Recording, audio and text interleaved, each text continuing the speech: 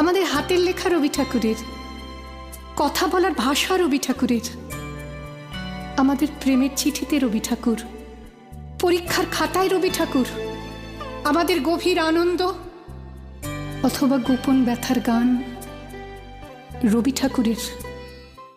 ভালোবেসে সখী নিভৃতে যতনে আমার নামটি লিখো তোমার মনের মন্দিরে। আমারও পরাণে যে গান বাজিছে তাহার তালটি শিখো তোমার চরণ মঞ্জিরে। ভালোবেসে সখী নিভৃতে যতনে আমার